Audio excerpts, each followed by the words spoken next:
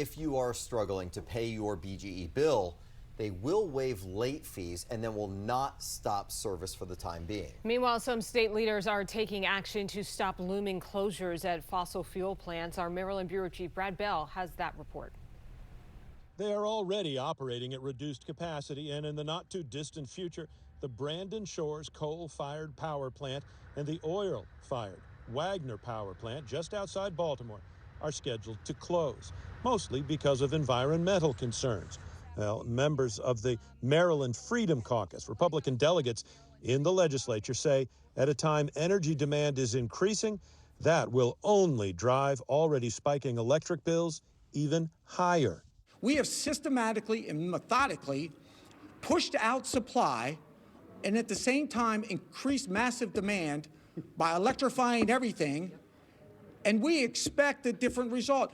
This is crazy. The whole scheme is crazy. Those caucus members today joining with Representative Andy Harris, Maryland's sole Republican in Congress, to announce they've sent a letter to the new U.S. Secretary of Energy demanding immediate federal action to keep the plants open.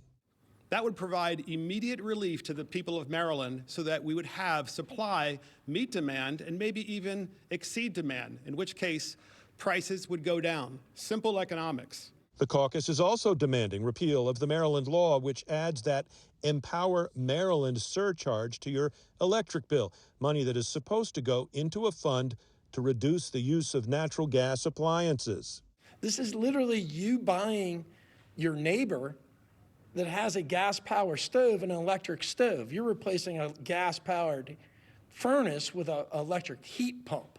That's exactly what it is. It's a redistribution scheme. Maryland environmentalists stand opposed to the proposals and continue to say coal, oil, and gas have to go. There are currently thousands of megawatts of clean energy and battery storage projects that should be approved and connected to our grid.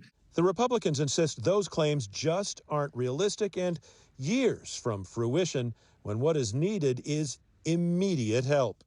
We have Marylanders right now that have to decide whether or not they're going to pay their rent or their mortgage or their power bill. Now, Democrats control every statewide office in Maryland. They also hold a supermajority in the legislature. Republicans traditionally don't have much luck moving their agenda. The difference now, they hope, is that with a friend in Washington, they can get some of what they want done. In Annapolis, Brad Bell, 7 News.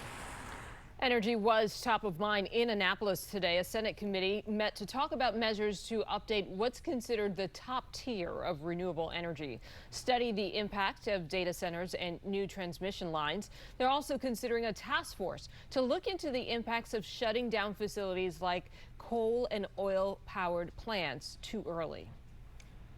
President